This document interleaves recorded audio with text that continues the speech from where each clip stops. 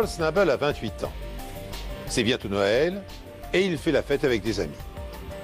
Comment pourrait-il imaginer à cet instant qu'il prend du bon temps pour la dernière fois?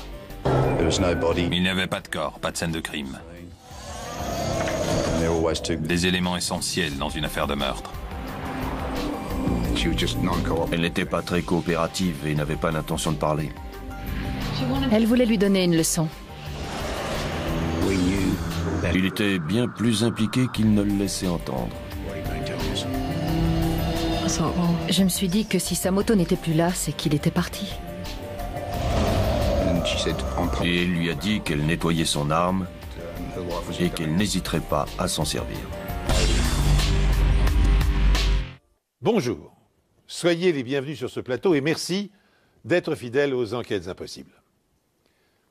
Comme vous allez le constater, cette histoire ressemble à une longue descente aux enfers.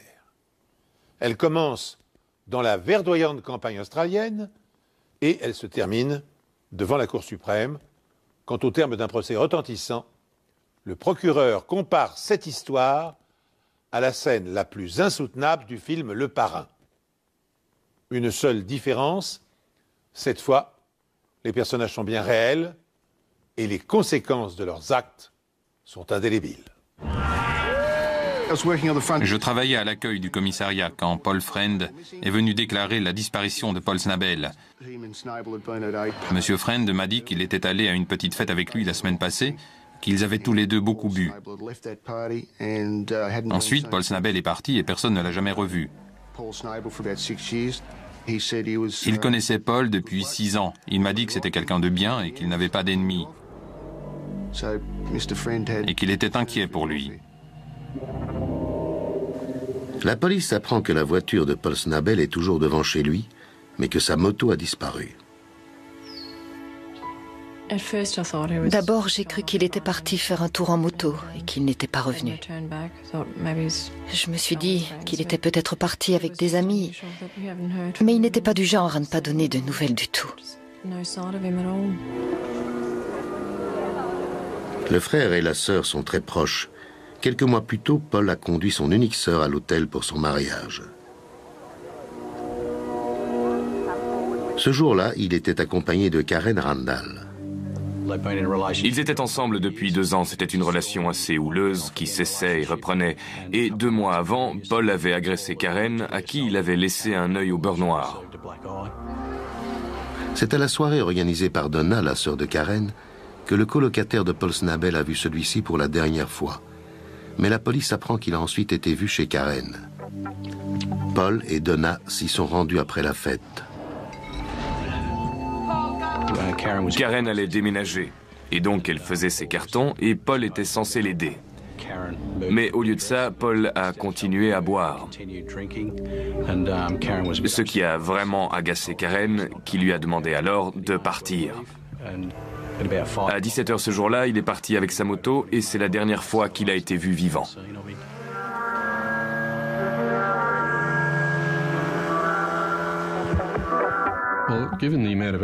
Étant donné la quantité d'alcool qu'il avait bu, on a commencé par chercher le long de la route qu'il était susceptible d'avoir emprunté. Et vu la densité de la végétation dans cette région, on a décidé de ratisser la zone en faisant appel aux secouristes bénévoles de l'État. On a aussi utilisé l'hélicoptère de la police. La sœur et les parents de Paul Snabel se joignent également aux recherches. On a fait des kilomètres et des kilomètres en espérant trouver sa moto ou même Paul allongé au bord de la route. À ce stade des recherches, nous sommes inquiets pour sa sécurité. Il a très bien pu sortir de la route avec sa moto.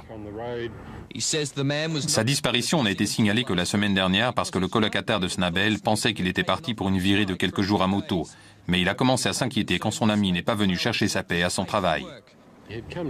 Il revenait d'une soirée et on pense qu'il était encore sous l'emprise de l'alcool. La police pense qu'il a pu tomber dans un ravin en parcourant les routes dangereuses de la région. Grâce à la couverture médiatique de l'affaire, Une femme nous a appelés en disant que son fils avait trouvé des pièces de moto à la décharge. J'ai trouvé les plus grosses pièces de ce côté. La majorité des pièces étaient là? Par là, ensuite, de l'autre côté, j'ai trouvé le phare juste là. C'était une pièce égarée, mais les autres... Toutes les pièces étaient là, sauf le phare, juste ici. Peu de temps après, on a reçu un appel disant qu'il y avait aussi des pièces de moto un peu plus loin, à la décharge de Yinar. On a trouvé la selle de la moto. Où l'avez-vous trouvée? Vous pouvez nous montrer? Je ne sais pas trop. À peu près là. C'était caché sous d'autres ordures? Non, c'était sur le dessus. Vous avez vu d'autres choses qui pourraient ressembler à une pièce de moto? Un réservoir d'essence et ce qu'il y a devant. Où était le réservoir? Juste là, là-bas. Les informations s'accumulaient rapidement. On a fermé les 2 décharges et les recherches ont duré pendant 3 jours. Pièce par pièce, les policiers extraient de la décharge la quasi-totalité d'une moto. Et cette moto reconstituée pourrait bien être celle de Paul Snabel. Mais le plus intéressant, c'est que certains câbles sont retrouvés soigneusement enroulés et emballés dans des sacs en plastique. Paul aurait-il méthodiquement organisé sa propre disparition? Un groupe d'adolescents a retrouvé plusieurs pièces de moto à la décharge de Bellara le 8 novembre, soit 3 jours après la disparition de Paul Snabel. Les pièces ont été identifiées comme appartenant à la moto 250 cm3 rouge et blanche de Snabel. On est sûr de nous. On a l'avis d'un de ses amis et d'un mécanicien qui a récemment fait des réparations sur la moto. Ils affirment tous les deux qu'il s'agit bien de la moto de Snabel. D'après ce qu'on savait, Paul Snabel adorait sa moto. Mais le fait de la disséquer, de la mettre en pièces, ne correspondait pas au profil qu'on avait établi. Mais certains de ses amis nous ont dit qu'il avait peut-être une intention de quitter la Latrobe Valley et de partir pour l'ouest du pays. Il aurait donc pu orchestrer sa propre disparition. On a reçu l'appel d'un agriculteur qui avait retrouvé un moteur dans son étang. On s'est rendu sur place pour l'examiner, mais le numéro de série avait été effacé. Je m'y connais un peu en moto et j'ai tout de suite vu qu'il provenait du même modèle que la moto de Snabel. Quelle que soit la personne responsable, elle ne voulait pas qu'on retrouve l'origine du moteur. C'était donc une découverte très importante. L'étang se trouvait dans l'alignement des 2 décharges. On a donc décidé de sonder tous ceux qui se trouvaient dans le même périmètre. On recherchait d'autres pièces de moto et on savait qu'on allait peut-être retrouver un corps. Aucun corps n'est repêché, mais un cadre de moto est retrouvé et une fois assemblé avec les autres pièces, la police dispose de la moto que Paul Snabel conduisait seulement 4 semaines auparavant.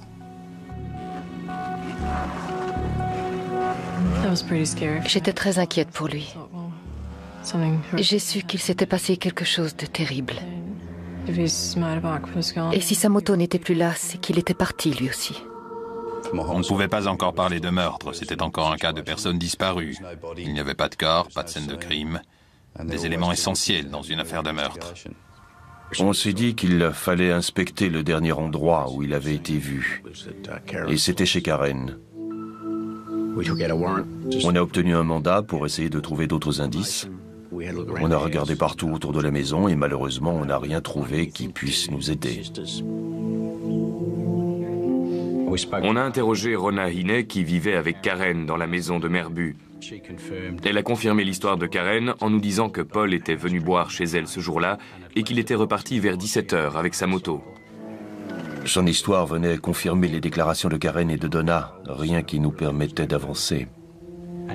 Elle a également mentionné qu'elle avait déposé ses enfants chez Jano et Irène Maslen à Merbu. Malgré l'absence de ces deux personnes à la fête, la police choisit de les ajouter à la longue liste de noms collectés pour l'enquête. Sur notre liste, on a mis les dernières personnes susceptibles de l'avoir vu d'un côté et les amis et autres personnes de son entourage de l'autre. À ce stade de l'enquête, les policiers doivent choisir entre deux hypothèses. Soit Paul Snabel a décidé de changer de vie sans en informer ses proches. Mais dans ce cas, pourquoi a-t-il détruit sa moto, son bien le plus précieux? Soit il a été assassiné, son agresseur ayant dépecé sa moto pour effacer les preuves. Parmi les indices récoltés dans la décharge, l'un d'entre eux intrigue les enquêteurs. Pourquoi des câbles de sa moto ont-ils été enveloppés dans des sacs en plastique? L'un des enquêteurs a reconnu les sacs comme étant ceux utilisés par une compagnie d'électricité. On a donc fait appel à un employé de l'entreprise pour qu'il vienne nous donner son avis. Et il a confirmé que c'était bien les sacs qu'ils utilisaient et qu'ils étaient généralement accessibles à tout le monde. À la suite de cette information, les noms des employés sont comparés aux personnes figurant sur la liste de noms de la police. Peu de temps après, on a découvert que Jano Maslen travaillait dans cette compagnie.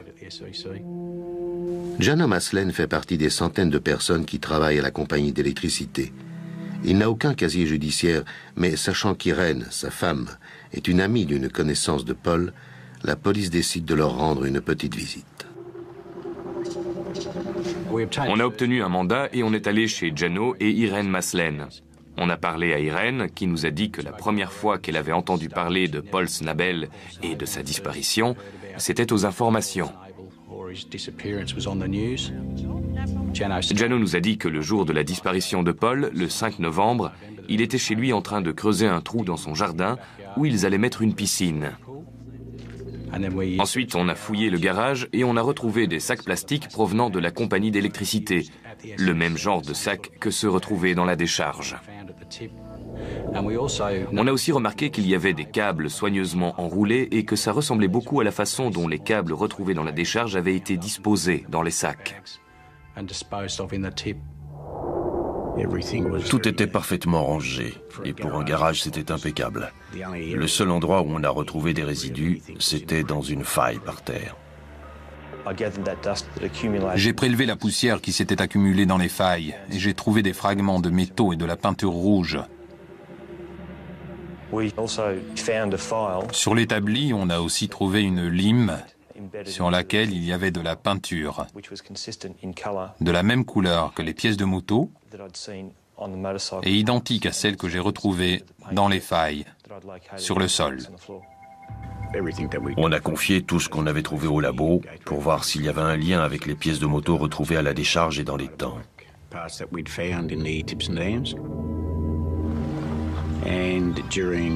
Ensuite, j'ai décidé de retourner interroger Jano et Irène Maslen pour voir s'ils pouvaient nous faire une déposition sur ce qu'ils avaient fait ce jour-là.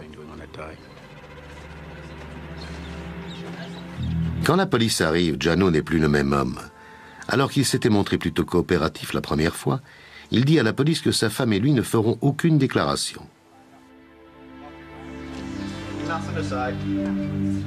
On a voulu retourner chez les Maslen pour insister et obtenir une déclaration de Jano et d'Irène.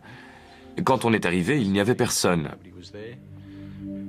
On a interrogé Rona et elle nous a dit qu'ils étaient partis pour les vacances de Noël, mais qu'elle ne savait pas quand ils rentraient exactement. En quelques jours, les policiers ont rassemblé suffisamment d'indices pour penser que Paul Snabel n'a pas disparu volontairement, mais qu'il a été assassiné. Et Jano Maslen est devenu leur principal suspect. Les sacs en plastique retrouvés chez lui, identiques à ceux de la décharge. Les traces de peinture rouge vues dans son atelier. Son refus de répondre aux questions des policiers et sa brusque disparition l'accusent.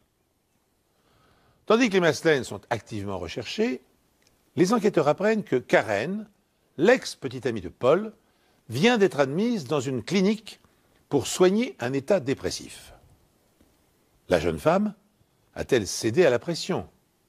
À moins qu'elle ne soit impliquée dans le drame d'une manière ou d'une autre.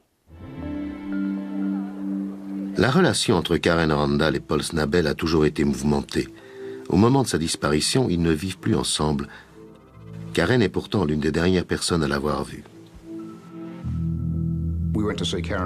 Quand on est allé voir Karen à l'hôpital, elle était très fragile moralement.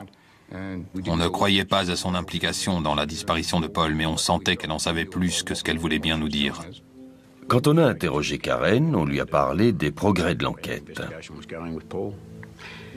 Et c'est à ce moment-là qu'elle a craqué et fondu en larmes, en nous disant qu'elle avait menti dans sa première déclaration. La première fois, elle nous avait dit que Donna, Rona et elle se trouvaient chez Rona avec Paul. Mais ce qu'elle ne nous a pas dit, c'est qu'il y avait aussi Irène. Karen nous a confié que Paul grinçait des dents, comme quelqu'un qui avait pris des amphétamines. Et il commençait à devenir un peu entreprenant avec elle. Il lui caressait le dos, et elle aurait confié à Irène qu'elle détestait ça. Elle a ajouté qu'elle était partie avec Donna, et que Paul était resté avec Irène et Rona. Le lendemain, Karen et Donna sont allés chez Irène. Cette dernière a pris Karen à part pour lui dire que Paul ne lui causerait plus jamais d'ennui.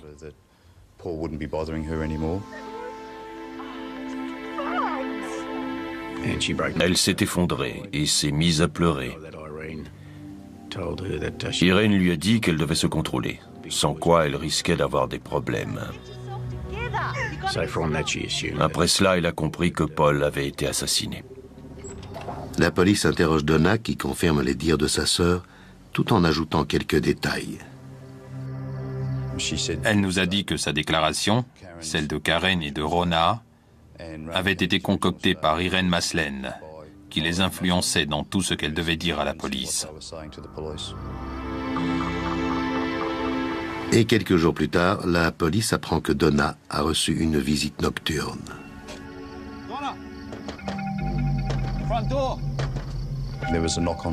Quelqu'un a frappé à la fenêtre de sa chambre et lui a dit qu'il était venu la chercher à la demande d'Irène. Bien, on va à Geelong. Quoi? Maintenant? Ouais.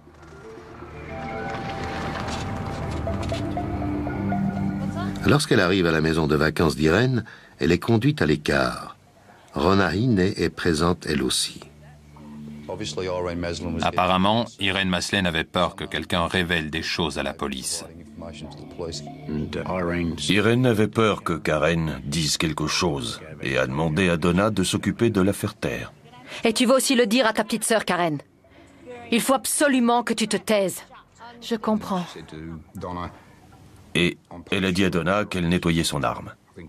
À mon avis, c'était sa façon de dire qu'elle était armée et qu'elle n'hésiterait pas à s'en servir. Les Maslène sont alors devenus notre centre d'intérêt, et particulièrement Irène. On est allé là où les Maslène étaient censés séjourner.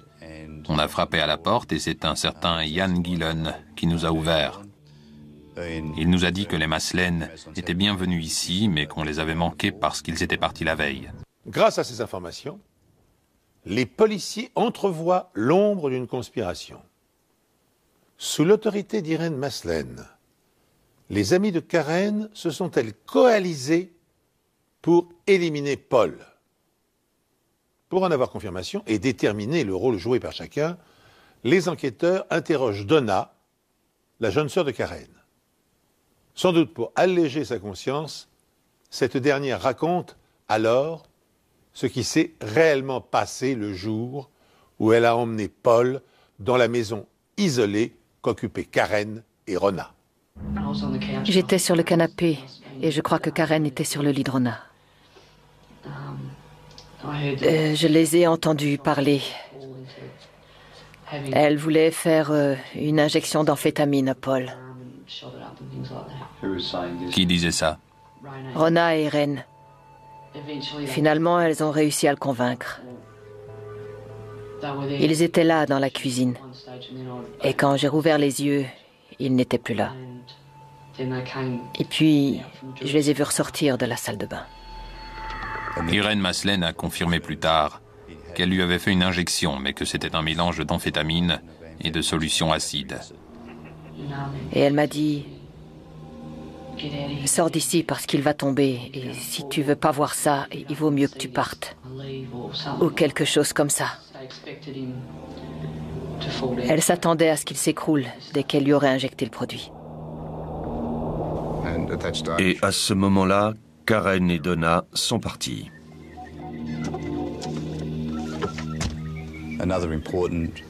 L'autre information importante que Donna nous a fournie ce jour-là, c'est que le canapé qui se trouvait chez les Hine avait été vendu. Et j'ai découvert plus tard que c'était parce qu'il y avait des taches dessus. Et je suppose que c'était des traces de sang. On vous a dit quel genre de taches c'était? Non, on m'a juste dit qu'elles n'avaient pas réussi à les enlever et qu'elles avaient décidé de se débarrasser du canapé. Je suppose que c'était du sang. Quand on a su que le canapé avait été vendu, on a retrouvé la personne qui l'avait racheté et on l'a récupéré pour l'examiner, ce qui nous a permis de confirmer la présence de sang dessus. J'arrive pas à imaginer ce qu'ils lui ont fait. Ils ont dû le frapper ou quelque chose comme ça. À ce stade, l'enquête avait fait un grand bond en avant. On savait avec certitude qu'Irene Maslen était impliquée et qu'elle avait probablement blessé, voire tué Paul Snabel. Rona Hine faisait aussi partie de nos principaux suspects. Mais on ne savait pas où les trouver, ni à quel moment on allait pouvoir les coincer. La police est convaincue de la culpabilité d'Irene Maslen et de Rona Hine dans la disparition de Paul Snabel. Mais les deux femmes, ainsi que le mari d'Irene, sont pour le moment introuvables. Lorsque les enquêteurs avaient voulu voir les Maslen, ils avaient fait la connaissance de Ian Gillen. À ce moment-là, il avait peu de choses à dire. Mais Ian Gillen les recontacte par la suite pour leur dire qu'il se trouvait avec les Maslen le jour de la disparition de Paul. Il nous a dit qu'il était présent chez les Maslen le 5 novembre pour creuser les fondations de la piscine. Et ça vous a pris une bonne partie de la journée? Oui. Mais à un moment, Jano Maslen a quitté la maison pour revenir 2 heures plus tard avec une remorque transportant une moto. Elle a dit qu'il fallait la démonter. Qui a dit ça? Irene. Et qui a participé à ce démontage? Jano, Irene, Rona et moi. On vous a dit d'où venait cette moto et pourquoi il fallait la démonter? Non, on m'a juste dit qu'il fallait la démonter et s'en débarrasser. Il montre ensuite à la police l'endroit où les pièces de moto ont été éparpillées. Que s'est-il passé ici? Jano a jeté une roue dans l'eau, mais elle n'a pas coulé. Alors il a pris le moteur et il l'a lancé dedans. Ensuite, on est remonté dans la voiture et j'ai dit qu'il y avait un autre étang un peu plus loin. Alors on y est allé. Et ici, qu'est-ce qui s'est passé? On a jeté d'autres pièces, dont le cadre de la moto. Et ici? J'avais un sac rempli de petites pièces emballées dans des sachets. On s'est séparés et on les a éparpillées un peu partout. La décharge était pleine à craquer ce jour-là. C'était quel genre de sachet? Des sacs en plastique transparent. Est-ce qu'à un moment donné, vous avez compris que la moto que vous aviez démontée appartenait à Paul Snabel? Non. Les informations fournies par Ian Gillen venaient confirmer nos doutes sur ce qu'il s'était passé dans le garage des Maslen. On se disait qu'on allait enfin voir le bout du tunnel. Mais étant donné le déroulement des événements, on s'attendait aussi à ce que d'autres informations arrivent. Au moment où Ian Gillen raconte sa version des faits qui confirme l'hypothèse du meurtre de Paul Snabel, les Maslen et Rona Hine reviennent en ville. Les 3 suspects sont aussitôt arrêtés et interrogés.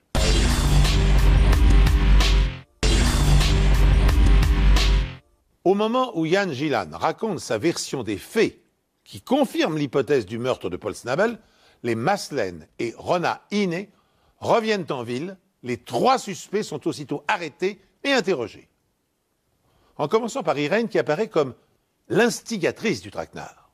Je dois vous dire que vous avez le droit de garder le silence. Tout ce que vous direz pourra être retenu contre vous, vous comprenez? Oui. Je dois aussi vous informer des droits suivants. Vous pouvez contacter ou essayer de contacter un ami pour l'informer de votre situation. Oui. Et vous pouvez aussi joindre un avocat. En plus d'un ami? Oui, c'est bien clair? Oui, je peux avoir un bottin. Oui. Qui souhaitez-vous contacter? N'importe quel avocat. Très bien. Veuillez me suivre. On va vous fournir un bottin et un téléphone. Je peux appeler les renseignements? Oui, vous pouvez. L'attitude d'Irène envers nous était très méprisante. Elle n'avait pas l'intention de parler. Elle ne ferait aucun commentaire. Vous venez de passer votre appel. Est-ce que vous avez eu des conseils juridiques? Irène, avez-vous reçu des conseils juridiques? Elle ne voulait pas coopérer et on savait qu'elle ne parlerait pas. Je vous le demande encore une fois. Connaissez-vous une personne du nom de Paul Snabel? Quelle que soit la façon de l'aborder, on ne pouvait rien en tirer. Elle restait là, sans rien laisser voir. Vous m'entendez, Irène? Vous voulez dire quelque chose sur ce qu'il s'est passé dans cette maison d'Ingles Road à Merbou le 5 novembre 1989?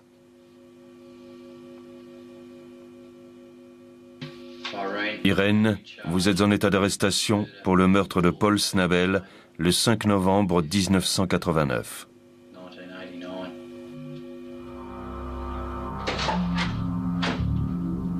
En revanche, Rona Hine est loin d'avoir le même aplomb.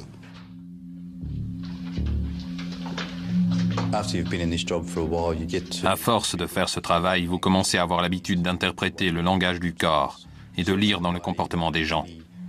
Et le comportement de Rona Hine nous disait qu'on avait peut-être touché le gros lot avec elle.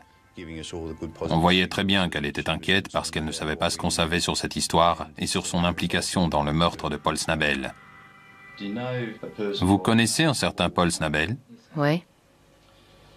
Et comment le connaissez-vous? Par Karen Randall, mon ex-colocataire.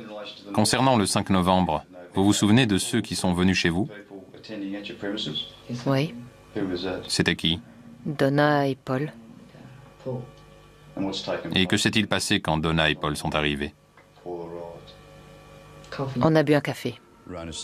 Rona était très nerveuse et très inquiète en voyant sa première déclaration sur le bureau.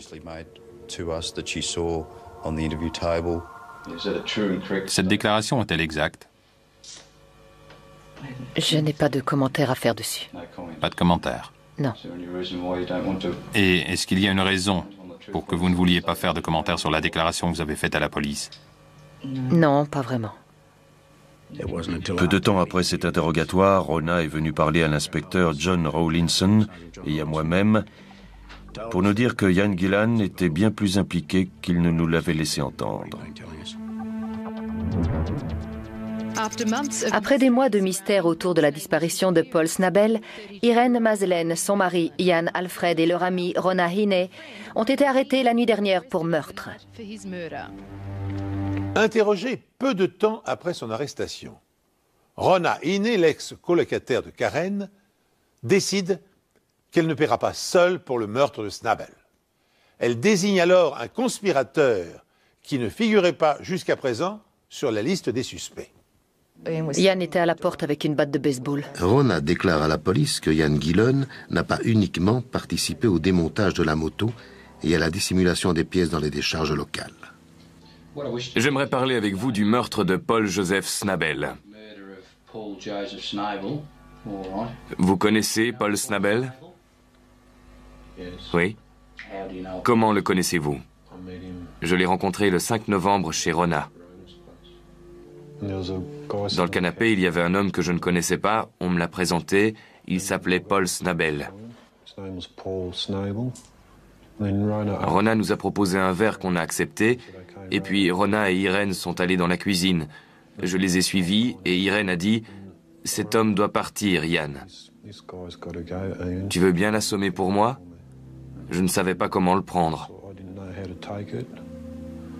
On est revenu avec nos verres. Ian Gillan ne savait plus ce qu'il devait faire. Il s'est levé pour ramener son verre à la cuisine et c'est là qu'Irène l'a interpellé pour lui demander s'il était décidé à le faire. J'ai repéré la batte de baseball. Elle était contre le mur, comme ça. Que s'est-il passé ensuite? Je suis resté planté là pendant au moins 5 à 10 minutes parce que je ne voulais pas le faire. À quoi vous pensiez à ce moment-là? Je me disais que je ne pouvais pas le faire, que je n'avais pas envie de le faire. Ian était debout à côté de la porte avec une batte de baseball et j'ai quitté la pièce pour aller dans la chambre de mon fils où je suis restée un petit moment. Irène est entrée et je lui dis qu'il valait peut-être mieux que Ian emmène Paul dehors, qu'il lui mette une correction et le renvoie chez lui. Et ensuite? Je suis entré dans la pièce avec la batte de baseball vers le bas, comme ça.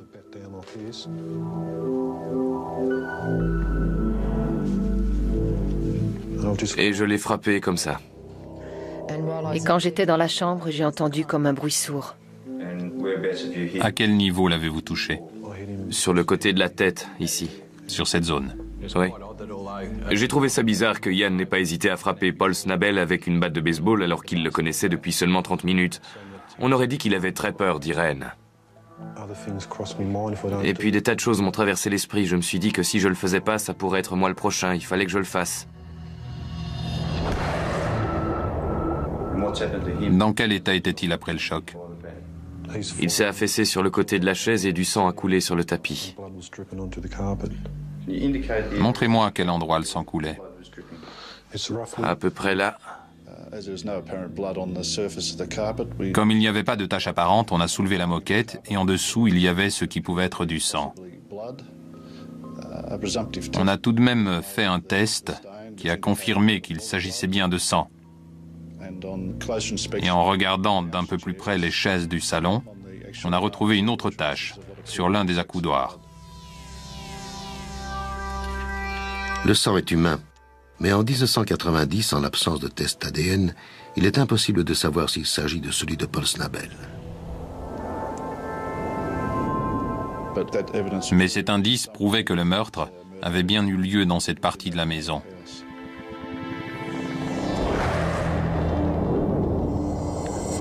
Mais la mort est-elle due au coup à la tête ou à ce que Ian Gillon s'apprête à dévoiler?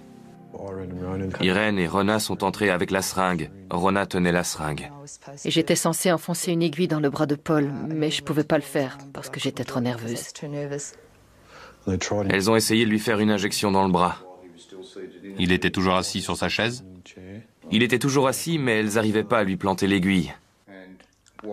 Et pourquoi ne l'avez-vous pas fait? J'étais trop nerveuse pour le faire et trop terrifiée. Le produit était dans la seringue? Oui, Il y avait autre chose dans la seringue? oui. C'était quoi? Des amphétamines et de l'acide. C'est ce qu'il y avait dans la seringue. Oui. À ce moment-là, Paul a commencé à émettre des sons qui montraient qu'il allait se réveiller. Et Gillon n'arrivait toujours pas à croire ce qu'il avait fait. Mais Irène lui a demandé de le frapper encore une fois. Je lui ai donné un autre petit coup et il est retombé. Après le deuxième coup de batte, il y avait du sang partout. Ian Gillon s'est précipité à l'extérieur pour prendre de l'air. Ian était dehors, il ne se sentait pas bien. Et puis je suis sortie aussi parce que je commençais à me sentir mal. Je peux être grossière? Ouais. Parce que j'ai dit, c'est vraiment la merde, je veux partir d'ici. Et Ian a dit oui. Je suis rentré et j'ai vu qu'Irène avait un sac plastique dans la main. Elle s'est dirigée vers Paul et lui a mis sur la tête avant de le fermer en lui enroulant un bandeau autour du cou. Il était toujours sur la chaise? Oui. 20 à 25 minutes plus tard, j'ai vu qu'il ne respirait plus.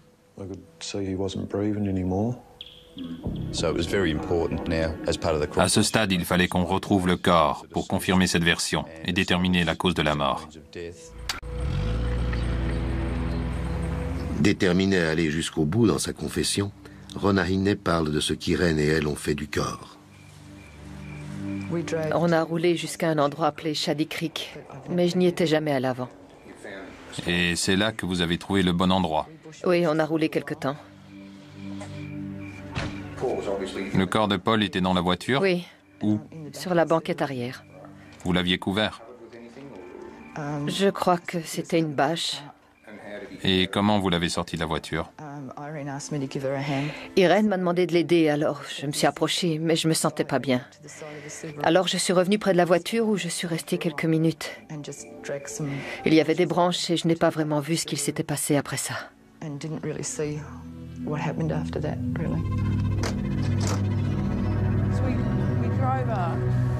Rona conduit les enquêteurs à l'endroit où elle s'est rendue avec Irène 10 semaines auparavant.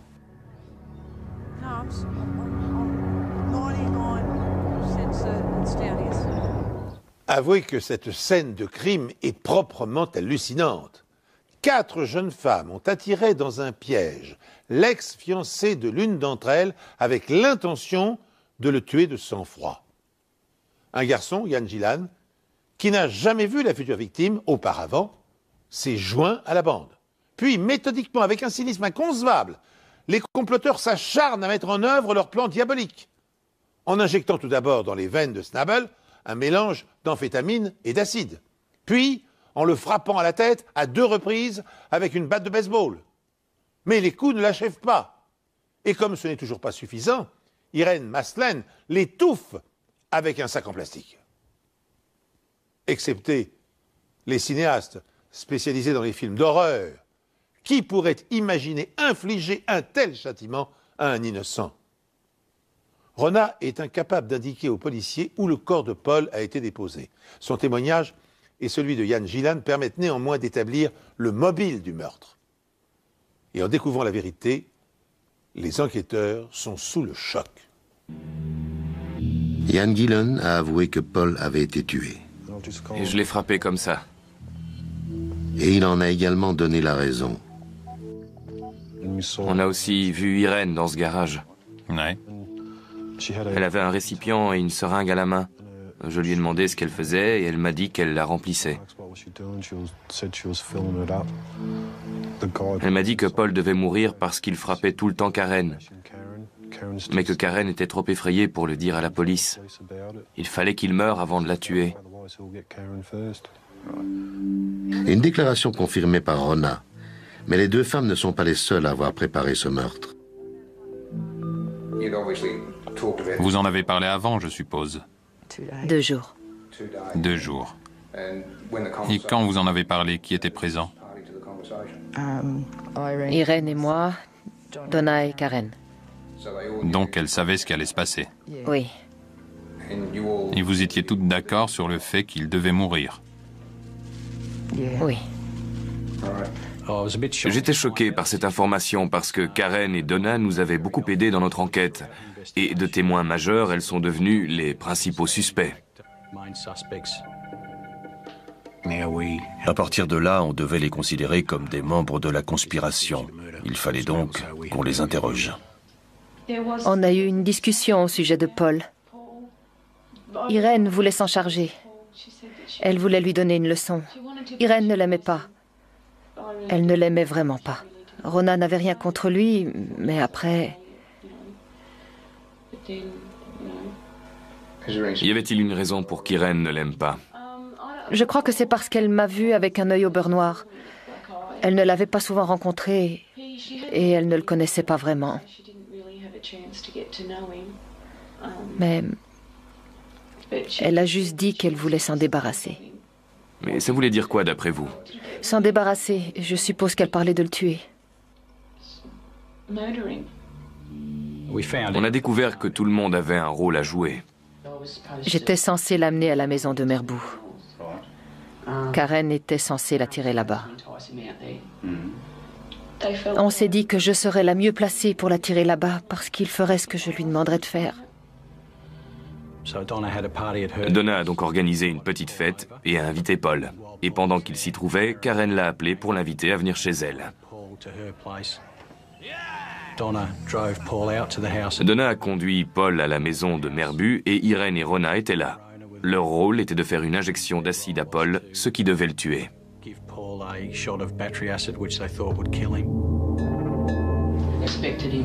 Je m'attendais à ce qu'il s'écroule dès l'instant où il aurait mis ce truc dans son bras, mais il allait bien. Il s'est rapidement retrouvé dehors, à se balader partout, et même à monter sur sa moto. Après, je l'ai vu se diriger vers le garage et je voyais qu'il n'arrivait plus à avancer et qu'il ne maîtrisait plus grand-chose.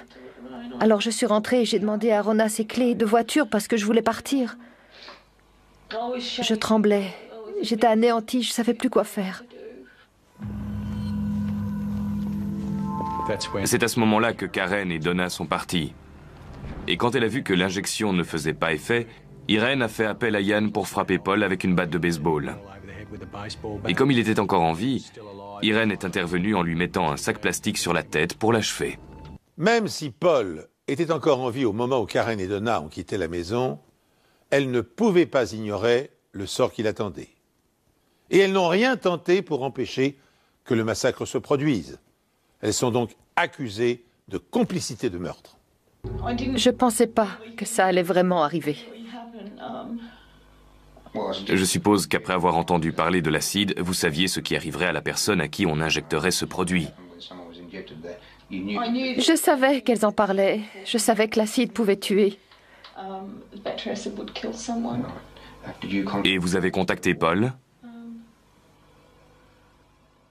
Je crois pas. Vous ne l'avez pas appelé pour le prévenir ni alerter quelqu'un d'autre sur le fait qu'il ne devait pas se rendre à cette fête? Non, je ne l'ai pas contacté. Très bien. À ce moment-là, vous n'avez pas contacté la police ni tenté d'alerter quelqu'un sur ce qui allait se passer après cette discussion. Non. Vous pouvez me dire pourquoi? Parce que j'avais peur. Je sais pas. Croyez-le ou non, mais j'avais peur. J'ai jamais participé à un truc pareil avant. On avait donc plusieurs personnes accusées de meurtre, mais on n'avait toujours pas de corps.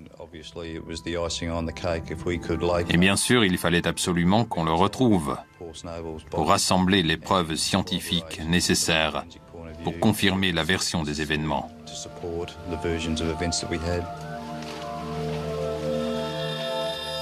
Après avoir minutieusement fouillé la zone que Rona Hine a identifiée comme étant l'endroit où le corps de Paul Snabel avait été déposé, la police finit par découvrir des vêtements et des os humains, dont un crâne et une mâchoire.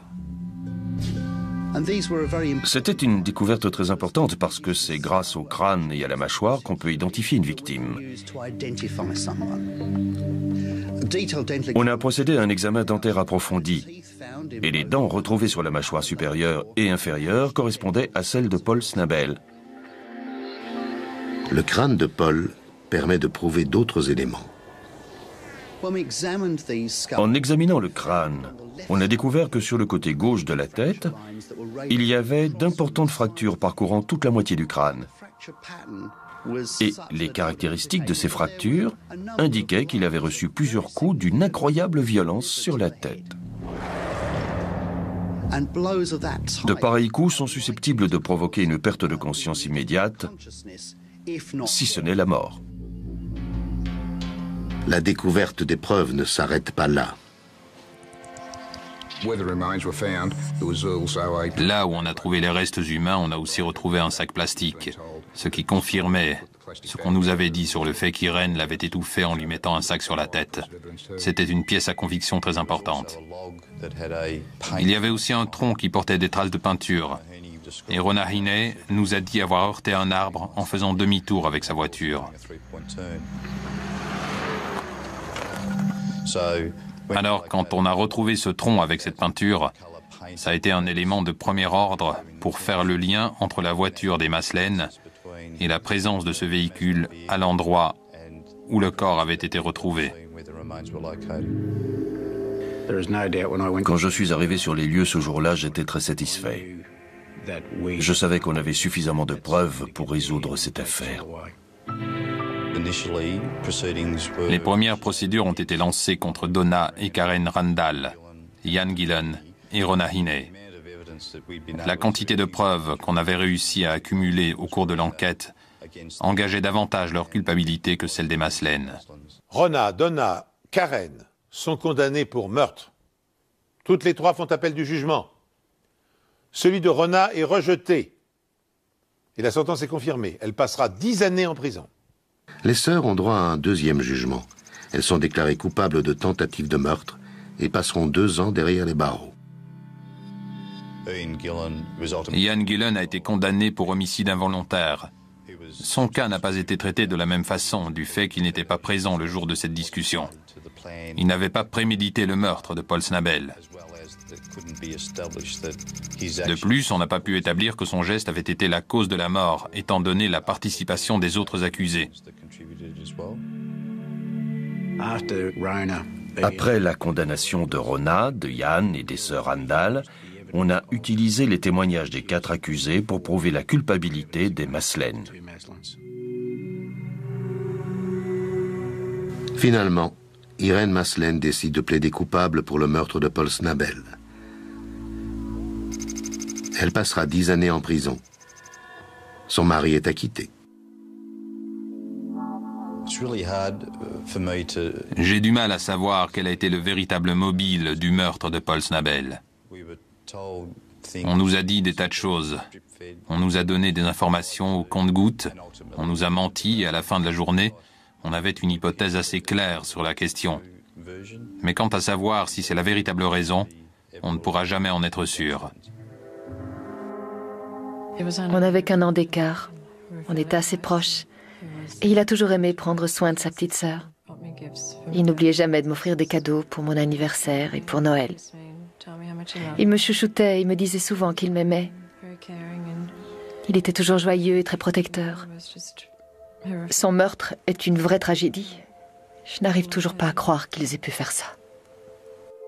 Dans cette affaire, on peut quand même s'étonner de la clémence de la justice australienne. Car non seulement le meurtre de Paul Snabel a été méthodiquement prémédité, mais il a été exécuté avec une sauvagerie extraordinaire. Reste une question récurrente. Pour quelles raisons les 4 jeunes femmes et leurs complices se sont-ils acharnés sur Snabel? Il semble que l'initiative et l'organisation du meurtre reviennent à Irene Maslen. Terrorisant les autres, les menaçant de représailles, c'est elle qui avait décidé d'éliminer le fiancé de Karen car il se montrait parfois violent à son égard. À une manière effectivement radicale de le faire cesser. Ainsi prend fin cette émission. Merci de nous rester fidèles et rendez-vous prochainement sur cette antenne pour une nouvelle enquête impossible.